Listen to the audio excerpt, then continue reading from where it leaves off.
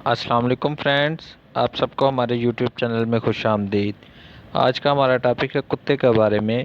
جو لوگ ہمارے اس چینل پہ نئے ہیں، ہماری اور ہماری ٹیم کی ان سے گزارش ہے کہ ہمارے اس چینل کو سبسکرائب کریں اور ساتھ ہی لگے بیل آئیکن کے بٹن کو پریس کریں تاکہ ان کو آنے والی ہر ویڈیو کا نوٹیفیکیشن ملتا رہے۔ دوستو، آج ہم حدیث کے حوالے سے کتوں کے بارے میں بات کریں گے۔ سب سے پہلے صحیح بخاری کی حدیث نمبر 172 میں حضور پاک صلی اللہ علیہ وسلم نے فرمایا، جب کتا تم میں سے کسی کے برتن میں سے کچھ پی لے تو اس کو 7 مرتبہ دھو لو۔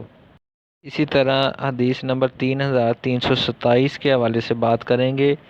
ایک مرتبہ نبی پاک صلی اللہ علیہ وسلم سے حضرت جبرائیل علیہ السلام نے آنے کا وعدہ کیا لیکن وہ نہیں آئے۔ پھر جب آپ اس وقت کے بعد آئے تو آپ صلی اللہ علیہ وسلم نے اس وقت نہ آنے کی وجہ پوچھی تو انہوں نے کہا، ہم کسی بھی ایسے گھر میں داخل نہیں ہوتے جس میں تصویر یا کتا موجود ہو۔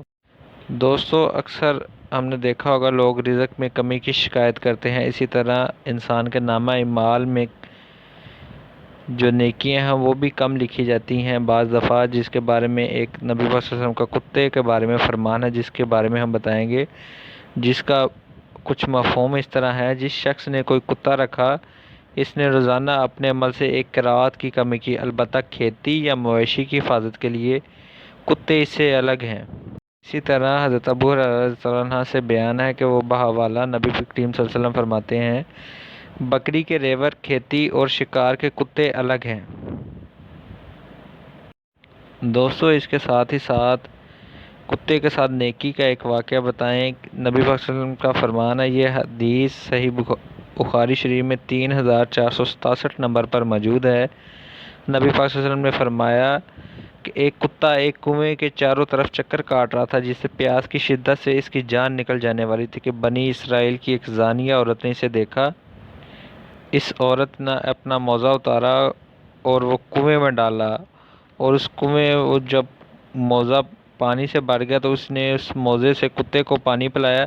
اللہ تعالیٰ نے اس نیکی کی وجہ سے اس زانیہ عورت کی بخشش فرما دی۔ دوستو، نماز کے بارے میں حضور پاک صلی اللہ علیہ وسلم کا فرمان ہے، یہ حدیث صحیح مسلم میں 1102 نمبر پر موجود ہے۔ حضور پاک صلی اللہ علیہ وسلم نے فرمایا، سجدے میں اعتدال اختیار کرو اور کوئی شخص اس طرح اپنے بازو زمین پر نہ بچھائے جس طرح کتا بچھاتا ہے۔ دوستو، یہ تھی آج کی ہماری کتے کے بارے میں چند ایک معلومات۔ امید کرتے ہیں کہ آج کی یہ ویڈیو آپ کو پسند آئی ہوگی۔ ہماری اور ہماری ٹیم کی حوصلہ افزائی کے لیے ہماری آپ سے گزارش ہے کہ کمنٹس باکس میں ہمیں ضرور کمنٹ کیجیے گا تاکہ ہماری ٹیم کی حوصلہ افزائی ہو سکے۔